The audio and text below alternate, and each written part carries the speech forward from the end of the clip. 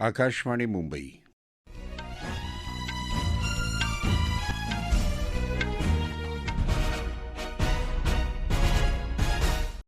राजेश शर्भाते राष्ट्रीय बातम्या देत आहे. ठळक बातम्या. कापसाची उत्पादकता दुप्पट करण्याच्या कपास क्रांती मिशनला केंद्रीय मंत्रिमंडळाची मंजुरी. ऊसाचा FRP वाढवून ₹365. विधानसभा निवडणुकीतल्या पराभवानंतर मुख्यमंत्रीपदाचा राजीनामा द्यायला ममता बॅनर्जी यांचा नकार. पश्चिम बंगालमध्ये भाजपाच्या विधिमंडळ गटनेता निवडीच्या प्रक्रियेवर लक्ष ठेवण्यासाठी अमित शहा यांची निरीक्षक म्हणून नेमणूक. आणि चीनमध्ये फटाक्यांच्या कारखान्याला लागलेल्या आगीत 26 जणांचा मृत्यू, 61 जखमी. कापसाची उत्पादकता वाढवण्यासाठी केंद्रीय मंत्रिमंडळानं कपास क्रांती या नव्या मिशनला मंजुरी दिली आहे. कापसाची प्रति हेक्टर उत्पादकता दुप्पट करण्याचं याचं उद्दिष्ट आहे. आगामी 5 वर्षांसाठी हे मिशन राबवलं जाणार आहे, अशी माहिती आणि प्रसारण मंत्री अश्विनी वैष्णव यांनी नवी दिल्लीत पत्रकार परिषदेत दिली. 5,659 करोड़ रुपए का ये प्रोजेक्ट है, जिसके 3 कंपोनेंट्स हैं. पहला कंपोनेंट रिसर्च, दूसरा प्रोडक्शन की टेक्नोलॉजीज को बढ़ाना और तीसरा न्यू एज फाइबर्स के लिए किसानों को प्रोत्साहित करना. ये प्रधानमंत्री जी का विजन है. 5F, फार्म से फाइबर बनाना, फाइबर से फैक्ट्री में जाना, फैक्ट्री से फैशन, फैशन से फॉरेन शोर्स तक कॉटन का पूरी सप्लाई चेन को मेंटेन करना. कस्तूरी कॉटन, इसकी प्रॉपर मार्केट में स्थापना करवाना, ये भी इस मिशन का पार्ट है. या अंतर्गत देशभरात जिनिंग आणि प्रोसेसिंगचे 2000 केंद्र सुरू केले जाणार आहेत. यात संशोधन, उत्पादकता वाढवणं आणि त्यानंतरची प्रक्रिया यावर प्राधान्य दिलं जाणार आहे. ऊसाचा FRP ₹10 वाढवून प्रति क्विंटल ₹365 करायलाही मंत्रिमंडळानं मंजुरी दिली. यामुळे देशभरातल्या शेतकऱ्यांना ₹1,00,000 कोटी रुपयांचा लाभ होईल, असं वैष्णव म्हणाले. चालू रबी हंगामात 8,19,882 मेट्रिक टन हरभऱ्याची खरेदी करायलाही सरकारनं मंजुरी दिली आहे.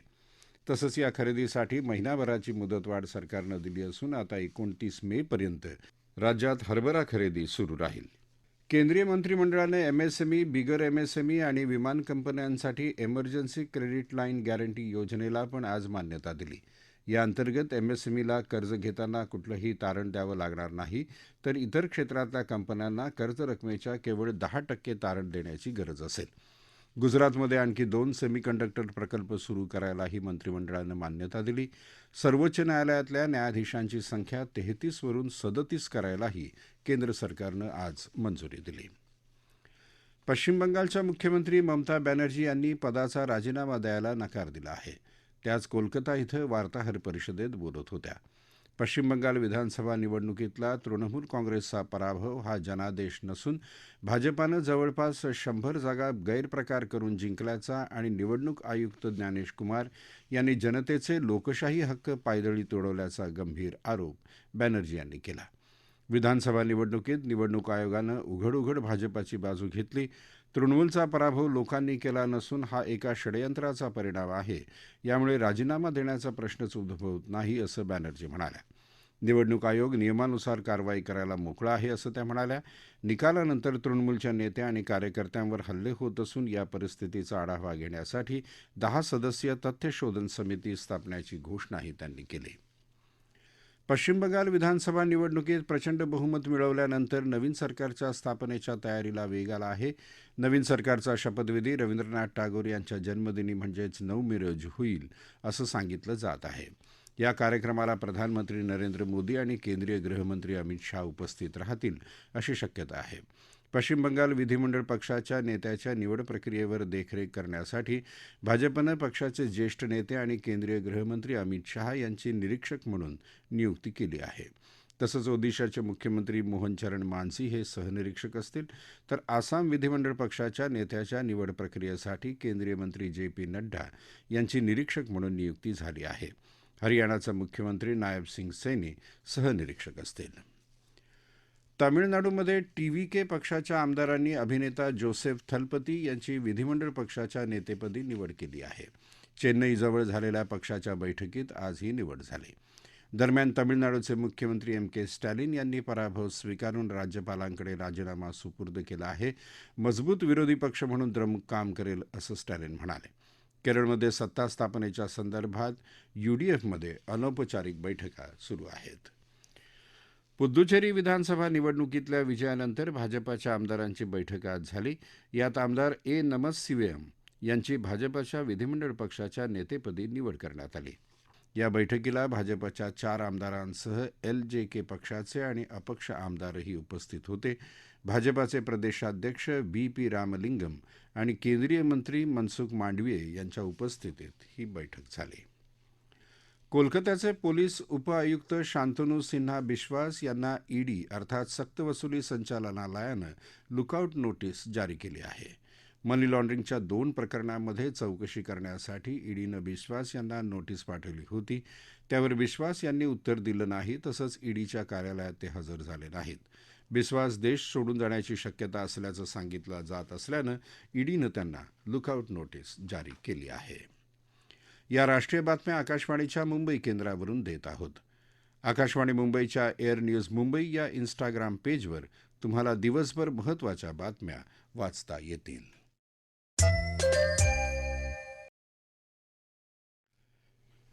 राष्ट्रीय बातमीपत्रात आपलं पुन्हा एकदा स्वागत.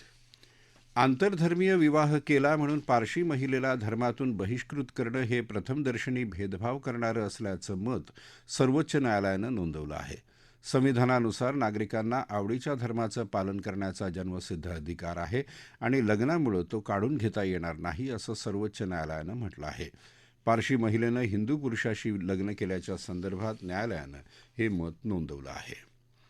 स्पॅम कॉलचा फटका बसलेल्या देशांच्या यादीत भारत 5व्या क्रमांकावर असल्याचं ट्रू कॉलर या अप्लिकेशन्सनं केलेल्या सर्वेक्षण अहवालात म्हटलं आहे. स्पॅमचा सर्वाधिक फटका बसलेल्यांच्या यादीत इंडोनेशिया अव्वल स्थानावर असून त्यानंतर चिली, व्हिएतनाम आणि ब्राझील या देशांचा क्रमांक येतो. ट्रू कॉलरने जागतिक पातळीवरच्या आपल्या 50 कोटी युजर्सच्या डेटावर आधारित सर्वेक्षणाचं विश्लेषण करून हा अहवाल तयार केला आहे. या अहवालानुसार भारतात एका व्यक्तीला दिवसभरात येणाऱ्या कॉलपैकी 66% कॉल हे स्पॅम असतात. त्यापैकी विक्री आणि टेलिमार्केटिंग प्रकारच्या कॉल्सची संख्या 36%, तर वित्तीय सेवाधारित कॉल्सची संख्या 18% असल्याचं या सर्वेक्षणात आढळलं आहे. स्पॅम कॉलमधून होणाऱ्या फसवणुकीचं प्रमाण 12% आहे. व्हिएतनामचे अध्यक्ष तो लाम यांचं आज भारत दौऱ्यावर आगमन झालं. केंद्रीय गृहराज्यमंत्री नित्यानंद राय यांनी नवी दिल्लीत त्यांचं स्वागत केलं. दिल्लीत जाण्यापूर्वी तो लाम यांनी बोधगया इथं जाऊन महाबोधी मंदिरात प्रार्थना केली. तिथल्या व्हिएतनामी मठालाही त्यांनी भेट दिली. व्हिएतनामच्या अध्यक्षांचं उद्या राष्ट्रपती भवनात पारंपरिक पद्धतीनं स्वागत होईल. राष्ट्रपती द्रौपदी मुर्मू तसंच प्रधानमंत्री नरेंद्र मोदी यांना भेटून ते चर्चा करतील. भारत व्हिएतनाम राजनैतिक संबंधांना 10 वर्ष पूर्ण होत असताना तो लाम यांची ही पहिलीच भेट उभय देशादरम्यानच्या संबंधांसाठी लाभदायक ठरेल असं परराष्ट्र व्यवहार मंत्रालयानं समाजमाध्यमांवर म्हटलं आहे. चीनच्या हुनान प्रांतातल्या एका फटाका कारखान्यात झालेल्या स्फोटात 26 जणांचा मृत्यू झाला असून या दुर्घटनेत 61 जण जखमी झाले आहेत. चांगशा या ग्रामीण भागातल्या शहरात असलेल्या हुशेंग फटाका कारखान्यात आज दुपारी हा स्फोट झाला. रोमानियाचे प्रधानमंत्री इली बोलोजान यांचं सरकार आज कोसळलं. संसदेत अविश्वास ठराव जिंकू न शकल्यानं त्यांचं सरकार पडलं असून त्यामुळे रोमानियात अस्थिर राजकीय स्थिती निर्माण झाली आहे. रोमानियातील आर्थिक कपातीच्या विरोधात सरकारमध्ये सहभागी असलेल्या द सोशल डेमोक्रेटिक पार्टीनं गेल्या महिन्यात सरकारचा पाठिंबा काढून विरोधी पक्षाशी हातमिळवणी करत हा अविश्वास ठराव मांडला होता. आयपीएलमध्ये आज दिल्ली कॅपिटल्स आणि चेन्नई सुपर किंग्ज यांच्यातला सामना दिल्लीत सुरू आहे. दिल्लीनं नाणेफेक जिंकून प्रथम फलंदाजी करायचा निर्णय घेतला आहे. शेवटचं वृत्त हाती आलं तेव्हा दिल्लीच्या 8 षटकात 3 बाद 52 धावा झाल्या होत्या. ठळक बातम्या पुन्हा एकदा. कापसाची उत्पादकता दुप्पट करण्याच्या कपास क्रांती मिशनला केंद्रीय मंत्रिमंडळाची मंजुरी. ऊसाचा एफआरपी वाढवून ₹365. विधानसभा निवडणुकीतल्या पराभवानंतर मुख्यमंत्री पदाचा राजीनामा द्यायला ममता बॅनर्जी यांचा नकार. पश्चिम बंगालमध्ये भाजपाच्या विधिमंडळ नेता निवडीच्या प्रक्रियेवर लक्ष ठेवण्यासाठी अमित शहा यांची निरीक्षक म्हणून नेमणूक. आणि चीनमध्ये फटाक्याच्या कारखान्याला लागलेल्या आगीत 26 जणांचा मृत्यू, 61 जखमी. याबरोबरच आकाशवाणी मुंबई केंद्रावरचं हे राष्ट्रीय बातमीपत्र संपलं. नमस्कार.